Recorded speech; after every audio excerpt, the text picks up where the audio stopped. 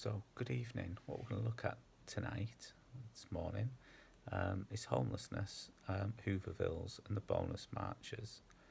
So, all of this is obviously an impact and effect of the Wall Street crash and the Great Depression of 1929.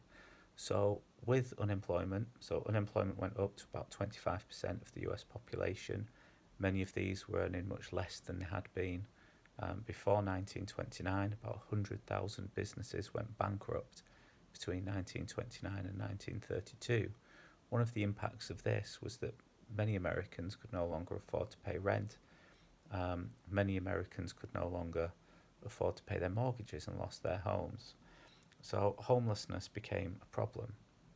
So in New York during the Depression, for example, in the early 1930s, the New York authorities had to try to find accommodation for 20,000 New York children who needed accommodation. Their families could no longer afford to keep them. So this placed an impossible strain on charities and on local government as well, who quite simply couldn't cope. So one thing that many Americans did is they became hobos. They travelled the country looking for work, going from place to place. If they couldn't find employment in one city, moving on to another city. So in 1931 in California, for example, there were 100,000 travellers desperately seeking work. It's estimated that there were 1 million hobos in the United States in this period. So Hoovervilles started to develop. So basically, Hoovervilles were shanty towns. Prefabricated metal was used to construct these temporary houses in parks or open spaces across the United States. So they sprung up in Seattle, they sprung up in Central Park in New York City, in Washington DC, in St. Louis. They had no running water, no electricity, and lacked all basic facilities. So they were named after the president at the time, Herbert Hoover, and that was done deliberately. It was designed to show how little he cared for the plight of many homeless families in the United States. So Seattle is one of the best examples of a Hooverville. There were about 1,200 homes there. They elected their own mayor, Jesse Jackson. They had their own sort of charter drawn up, their own rules, their own government. But they were basically a sign of President Hoover's failures. On these sites, many of the people there were left-wing opponents who would later come to support FDR in the 1932 presidential election. Another impact of this poverty and the depression that we're just going to look at quickly is the bonus marchers.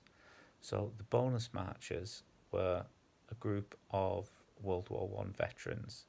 Now in 1924 they'd been promised $625 by the US government because of the earnings that they lost when they went to France and fought during World War I. In the 1920s, it didn't really bother them that they never had that money. They were due to be paid it in 1945, and economically things were going well. By 1932, it was clear that things weren't going well economically for many Americans.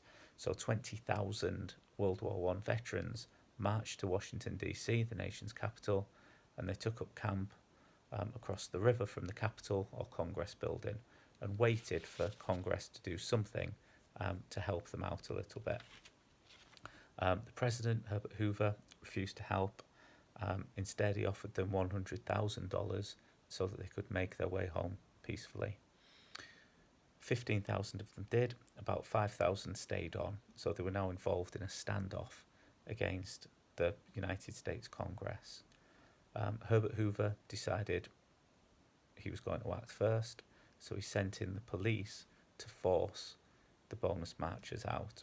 The police moved in, shots were fired, 2 World War I veterans were killed, and the police ended up withdrawing.